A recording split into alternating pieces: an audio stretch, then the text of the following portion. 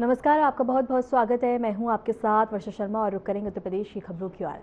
लखनऊ में आयोजित पुलिस मंथन वरिष्ठ पुलिस अधिकारी सम्मेलन 2025 का दिवस बड़ी धूमधाम के साथ मनाया गया। इस कार्यक्रम का मुख्य उद्देश्य पुलिस अधिकारियों की सुरक्षा, सेवा और समर्पण के मूल मंत्र को मजबूती देना है। कार्यक्रम में मुख्यमंत्री योगी आदित्यनाथ ने शिरकत की और पुलिस अधिकारियों को ट्रेनिंग, नेतृत्व और सेवा के महत्व पर मार्गदर्शन दिया। इस अवसर पर सम्मेलन में पुलिस के वरिष्ठ अधिकारी, जिला पुलिस प्रमुख और अन्य आला अफसर भी मौजूद रहे। उन्होंने विभिन्न सुरक्षा रणनीतियों, तकनीकी सुधार और सेवा सुधारों पर चर्चा की और अनुभव साझा किए। और उससे जुड़ी हुई विभिन्न विंग्स के हमारे उन अधिकारियों के सम्मान का भी समारोह है जिन्हें हमें अलग अलग वर्षों में मुख्यमंत्री के उत्कृष्ट अलंकरण से सम्मानित किया गया है।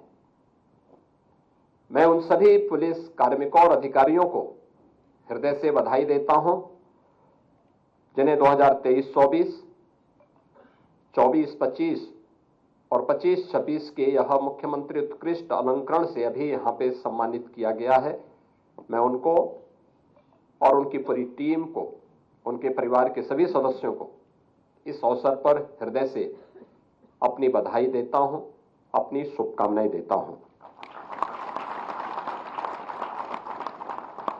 पिछले 2 दिनों से देश की आबादी के सबसे बड़े राज्य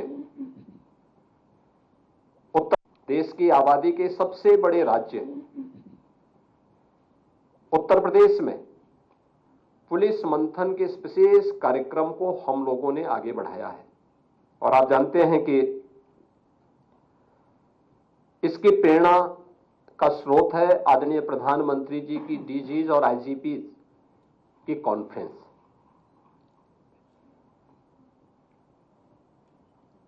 अलग अलग क्षेत्र में क्या नवाचार हो सकते हैं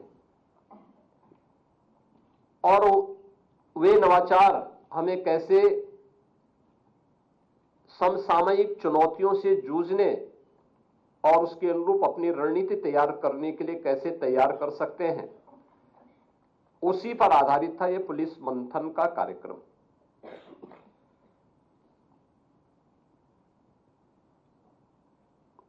सबसे अच्छा रहा कि इस पूरे 2 दिवसीय सत्र के दौरान हर एक वक्ता ने और हर एक प्रेजेंटेशन में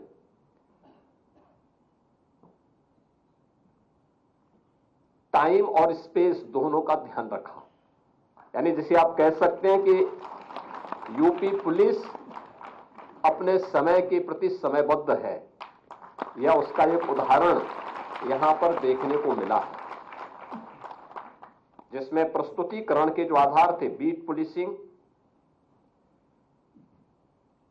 यानी हमारा आधार क्या है, वहां से प्रारंभ हुआ और उसका एक सफलतम उदाहरण हमारे सामने 2020 में प्रारंभ हुआ मिशन शक्ति का कार्यक्रम है, जिसके रिजल्ट भी वहीं पे प्रस्तुत किए गए थे कि हमने 5th एडिशन में क्या सफलताएं प्राप्त की।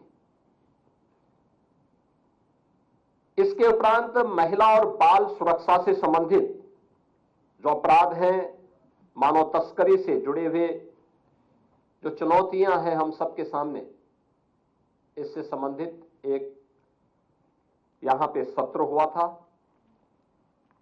तीसरा जो सत्र हुआ था वो थाना प्रबंधन और उन्नयन से संबंधित था। पूरी पुलिस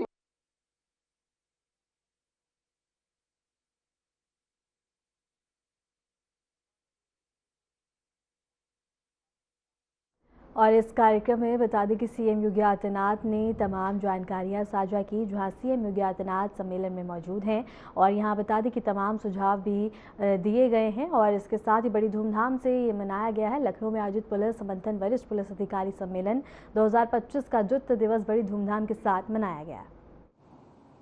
कम मानव संसाधन से इतने बड़े राज्य की व्यवस्था का संचालन हो सकता रहा होगा, लेकिन आज के परिप्रेक्ष्य में 4 लाख की सिविल पुलिस, उनके लिए उस प्रकार का इंफ्रास्ट्रक्चर, उस प्रकार की सुविधाएं चाहिए और उसके लिए यहां पे मानव संसाधन के विकास के लिए, उनके कल्याण के लिए हमारी क्या कार्य योजना होनी चाहिए और कैसे हम इसके अनुरूप अपनी आगे की रणनीति तैयार कर सकते हैं, इस पर भी विचार हुआ। लेकिन साथ साथ पुलिस बिहेवियर को लेकर के, उनकी ट्रेनिंग को लेकर के भी यहां पर महत्वपूर्ण प्रस्तुतियां हम सबके सामने प्रस्तुत किया गया। प्रोसिक्यूशन और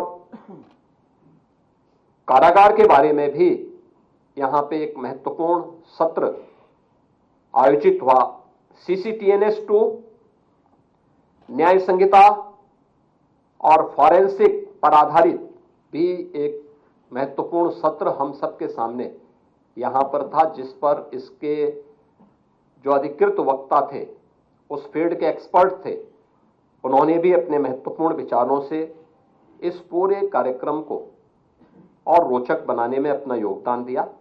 आज द्वितीय दिवस में 4 महत्वपूर्ण सत्र हुए हैं, जिनमें प्रातःकाल 8 बजे से लेकर के 10:30 बजे के बीच में आपदा प्रबंधन, सिविल डिफेंस एवं होमगार्ड्स, क्राउड मैनेजमेंट से संबंधित यह महत्वपूर्ण सत्र यहां पे संपन्न हुआ। और इसके प्रांत इंटेलिजेंस और उसकी चुनौतियां, जैसे सोशल मीडिया, NGOs की भूमिका, नेपाल की सीमा, उत्तर प्रदेश राज्य की हमारी जो सीमा है उसकी खुली सीमा, आतंकवाद निरोधन, मादक द्रव्य, गौ तस्करी और संगठित अपराध पर केंद्रित ये 4 महत्वपूर्ण सत्र आज यहां पे संपन्न हुए हैं। और मैं कह सकता हूं कि जो 11 सत्र हैं, यह विकसित भारत के प्रधानमंत्री जी के विजन को 2047 में भारत विकसित भारत हो, आत्मनिर्भर हो, स्वाभाविक रूप से ये केवल भारत सरकार का ही इसके लिए रोड मैप नहीं होना है, राज्य सरकारों की भी अपनी भूमिका है। और जो मैंने कल अपने प्रारंभिक उद्बोधन में भी इस बात को कहा था कि हमारा परसेप्शन 8 साढ़े 8 वर्षों में बदला है, लोगों की हमारे प्रति धारणाएं बदली हैं। आप याद करिए, अगर उत्तर प्रदेश में ऐसे ही दंगे होते, ऐसे ही गुंडागिर्दी होती, अराजकता होती, महीनों महीनों कर्फ्यू रहता, क्या हमारे बारे में धारणाएं बदल जाती?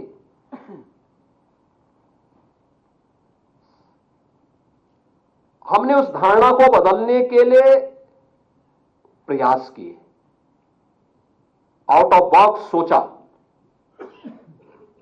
कानून के दायरे में रह करके कानून के दायरे का हर एक व्यक्ति को एहसास कराया। परिणाम है, लोगों की धारणा उत्तर प्रदेश के बारे में बदली।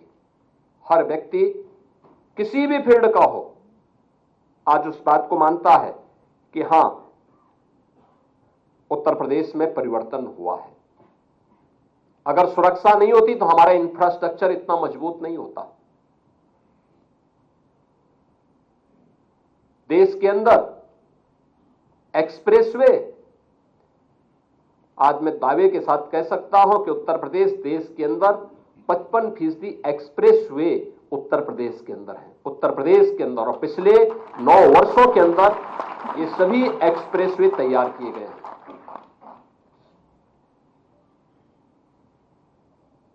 देश के अंदर सबसे बड़ा एयर कनेक्टिविटी का नेटवर्क भी यूपी के पास है। और अभी उत्तर प्रदेश देश का सबसे बड़ा एयरपोर्ट का शुभारंभ करने जा रहा है। इसी अगले महीने ही यह शुभारंभ हो जाएगा। देश का सबसे बड़ा रेल नेटवर्क भी यूपी के पास है, 16,000 किलोमीटर का रेल नेटवर्क। सबसे ज्यादा शहरों में मेट्रो का संचालन, पब्लिक ट्रांसपोर्ट की सुविधा उत्तर प्रदेश के अंदर है। देश के अंदर पहली रैपिड रेल और देश का पहला वाटरवे ये यूपी के अंदर आज संचालित हो रहा है, ये प्रयास करने से आगे बढ़ा है।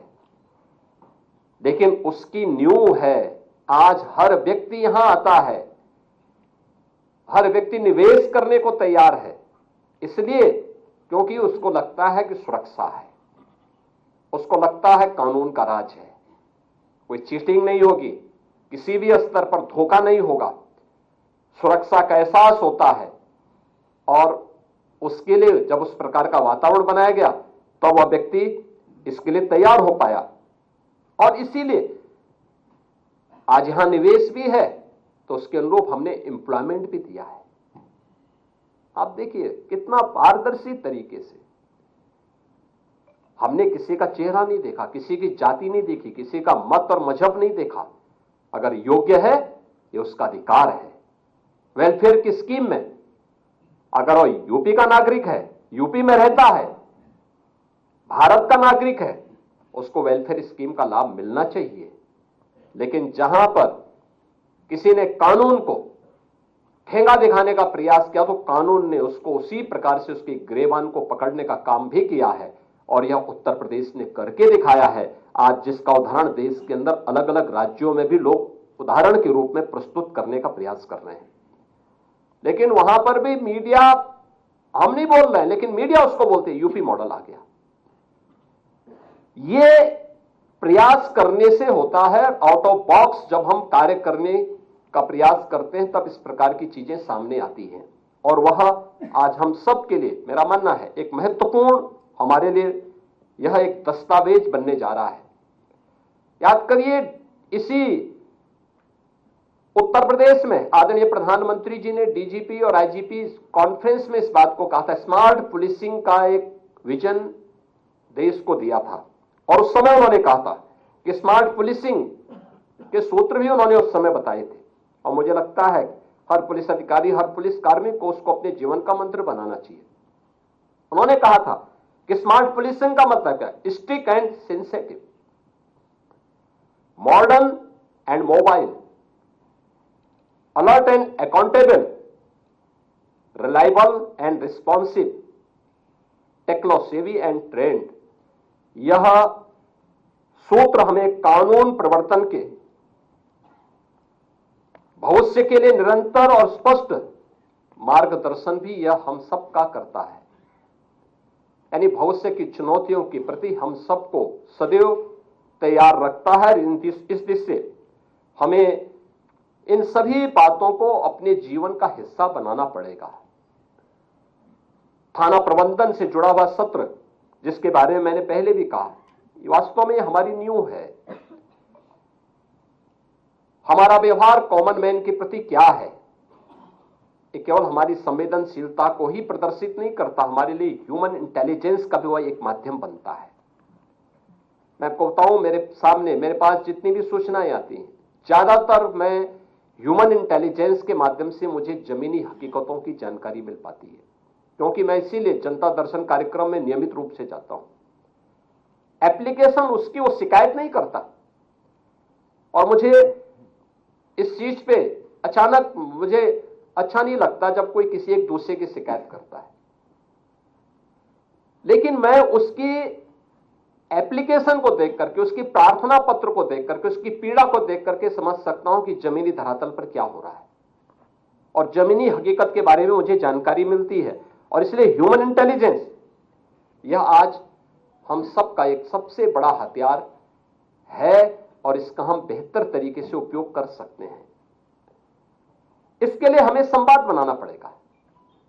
कोई भी थानाध्यक्ष हो, हल्के का दरोगा हो, सर्किल का हमारा इंचार्ज जो डिप्टी एसपी हो, या जिले का पुलिस अधीक्षक हो, या रेंज और जोन के अधिकारी हो, इन सबके स्तर पर अलग अलग तबके के लोगों के साथ एक बेहतर संवाद की स्थिति पैदा करना।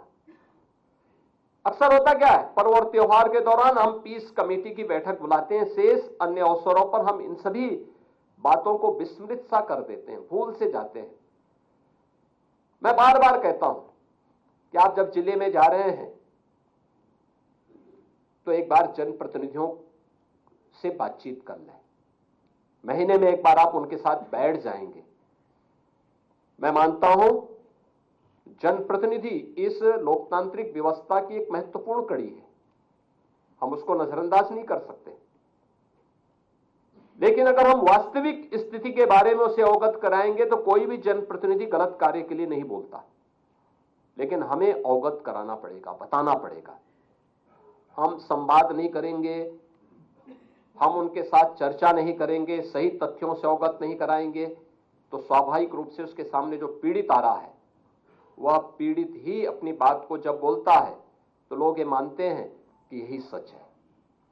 और इसीलिए हमें जनप्रतिनिधियों के बीच संवाद बनाना पड़ेगा, उनके फोन कॉल को रिसीव करना पड़ेगा, हमें समाज से जुड़े हुए इंटेलेक्चुअल के साथ भी संवाद बनाना पड़ेगा, अलग अलग पृष्ठभूमि से जुड़े हुए लोगों के साथ भी, अलग अलग धर्माचार्यों के साथ,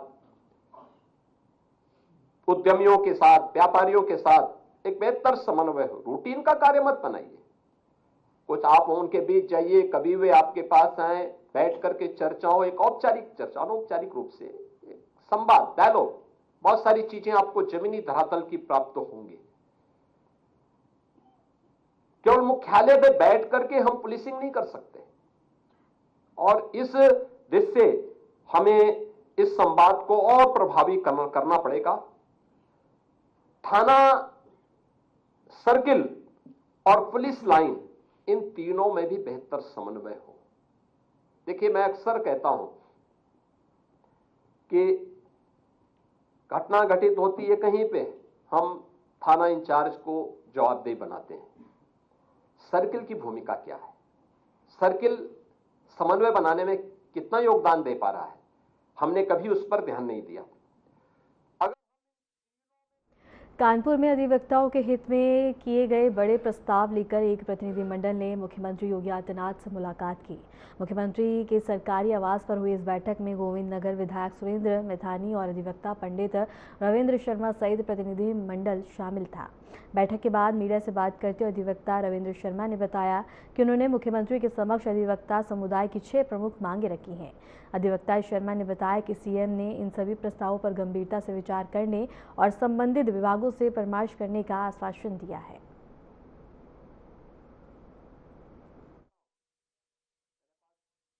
बिल्कुल सही आप कह रहे हैं। कल देर शाम हम लोग माननीय सुरेंद्र मैथानी जी के साथ माननीय मुख्यमंत्री जी से उनके आवास पर जाकर मिले, प्रतिवेदन दिया और वार्ता की कि अधिवक्ताओं की जो चिकित्सा व्यवस्था है उसके लिए आयुष्मान अधिवक्ता परिवारों को आयुष्मान से जोड़ दिया जाए, वरिष्ठ अधिवक्ताओं को अधिवक्ता पेंशन लागू की जाए, युवा अधिवक्ताओं को प्रोत्साहन राशि दी जाए और जो बुक्स अनुदान का 1 करोड़ कुछ रुपया बकाया उसको वितरित कराया जाए। साथ ही महिला अधिवक्ताओं के लिए 30% सरकारी, गैर सरकारी, अर्ध सरकारी, प्राइवेट जहां कहीं भी हैं उनको उसमें 30% आरक्षित किया जाए। साथ ही अधिवक्ताओं के सुरक्षा और जीवन रक्षा के लिए अधिवक्ता प्रोटेक्शन एक्ट लागू किया जाए, जिसके संबंध में हमने ये प्रतिवेदन माननीय मुख्यमंत्री जी को दिया।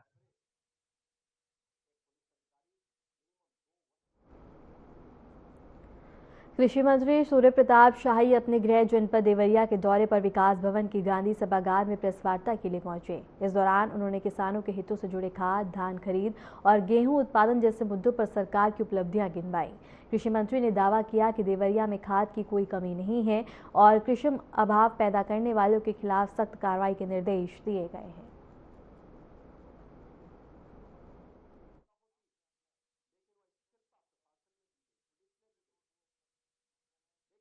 राष्ट्र के सभी लोगों को, चाहे वो किसी भी वर्ग से आते हो, जाति से आते हो, किसी भी संप्रदाय से आते हो, सबको लेकर के चलने वाली भारतीय जनता पार्टी है और इसलिए भारतीय जनता पार्टी के आईने में सभी उसके साथ हैं। हम इस तरीके के गुटबंदी और समूह पर विश्वास नहीं करते। संभल के विवादित धार्मिक स्थल शाही जामा मस्जिद बनाम हरिहर मंदिर के निकट स्थित कब्रिस्तान की भूमि की पैमाइश 30 दिसंबर को की जाएगी। प्रशासन ने स्पष्ट किया है कि पैमाइश के बाद यदि किसी भी प्रकार का अतिक्रमण पाया जाता है तो नियमानुसार नोटिस जारी कर अतिक्रमण हटाने की कार्रवाई शुरू की जाएगी। पैमाइश के दौरान किसी भी तरह का विवाद उत्पन्न न हो, इसके लिए प्रशासन पूरी तरह से सतर्क है। इसी क्रम में संभल कोतवाली में बता दें कि सीईओ आलोक भाटी ने क्षेत्र के लोगों के साथ बैठक कर उन्हें प्रक्रिया की जानकारी दी और शांति बनाए रखने की अपील की। बैठक में कब्रिस्तान की भूमि पर अतिक्रमण कर मकान और दुकान बनाने वाले लोगों को भी पैमाइश की सूचना दी गई है। पैमाइश को निष्पक्ष और पारदर्शी तरीके से संपन्न कराने के लिए एसडीएम द्वारा एक विशेष राजस्व टीम का गठन किया गया। इस टीम में तहसीलदार, 3 नायब तहसीलदार, 4 राजस्व निरीक्षक और 22 लेखपाल शामिल किए गए हैं।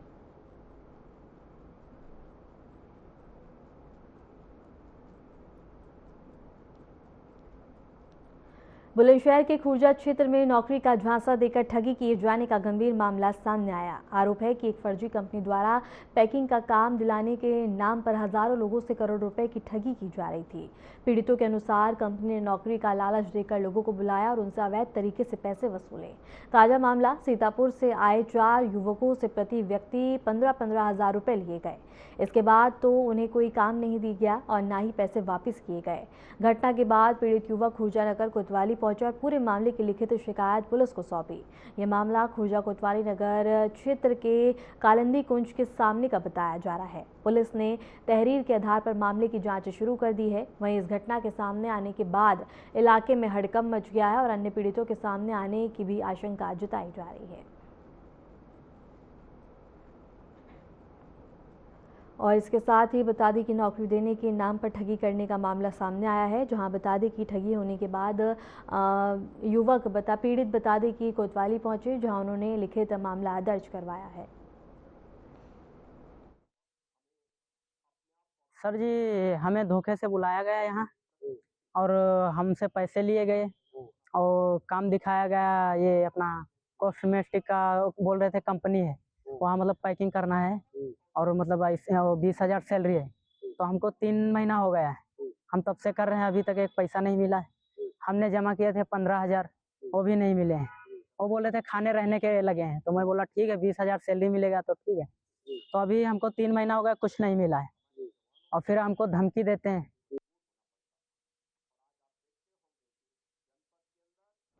कानपुर नगर साइबर क्राइम थाना पुलिस ने शेयर बाजार और आईपीओ में निवेश के नाम पर ठगी करने वाले एक संगठित गिरोह का खुलासा करते हुए 8 आरोपियों को गिरफ्तार किया है। आरोपी व्हाट्सएप ग्रुप और फर्जी ट्रेंडिंग ऐप के जरिए लोगों को मुनाफे का लालच देकर करोड़ों रुपए की ठगी कर रहे थे। पुलिस ने आरोपियों के पास से mobile phone, SIM card, digital दस्तावेज और कार बरामद की है।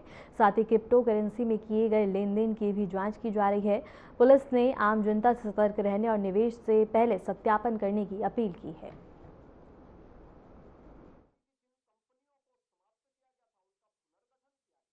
उसको घुमाना ताकि वो तुरंत, जैसे बैंक से हम लोग जो कॉन्टैक्ट करके उनको बताते हैं कि इस खाते से फ्रॉड हुआ है तो उसको फ्रीज कर देते हैं। ये फ्रीज होने वाले अमाउंट से समय से पहले इसको निकाल के दूसरे अकाउंट में ट्रांसफर करना और उसको कन्वर्ट कराना फॉरेन करेंसी में और फॉरेन करेंसी के सिरे से विदेश भेजना। अपने आप ये FEMA का उल्लंघन है, इसलिए ये इसकी जांच ईडी भी करेगी। अगर हम उसको रिक्वेस्ट करें तो वो भी कर सकती है। काफी बड़े सम इन्होंने बात की, लेकिन ये जो ऑर्गेनाइज तरीके से फॉरेन कंट्री में बैठ करके जो किया जा रहा है, इससे सभी को सावधान रहने के लिए बहुत आवश्यकता है कि उनको अवेयरनेस फैलाई जाए। इसमें 54 लाख का अमाउंट शुरू में फ्रीज हो गया था क्योंकि उसको मूव नहीं कर पाए थे, लेकिन बाकी अमाउंट जो काफी बड़ा अमाउंट है वो निकल गया। और क्योंकि डॉक्टर साहब ने भी कुछ जानकारी बड़ी लेट से हम लोग को बता नहीं रहे थे बहुत सी बात। जब उनको कॉन्फिडेंस हमारी टीम पे आया तो उन्होंने रिव्यू किया, उससे हम आगे बढ़ने में। खबर सहारनपुर से है, जहां थाना जनकपुरी क्षेत्र के ट्रांसपोर्ट नगर में स्थित हमजा ट्रेडर्स के हौजी गोदाम में अचानक से भीषण आग लग गई। आग तेजी से फैलने के कारण कुछ ही मिनटों में पूरा गोदाम चपेट में आ गया, जिससे इलाके में अफरा तफरी मच गई। सूचना पर पहुंची पुलिस और फायर ब्रिगेड मौके पर और 3 से 4 दमकल गाड़ियों की मदद से आग बुझाने का प्रयास किया गया। गोदाम में रखा सामान जलने से भारी नुकसान की आशंका है। वहीं आग लगने के कारणों की जाँच की जा रही है।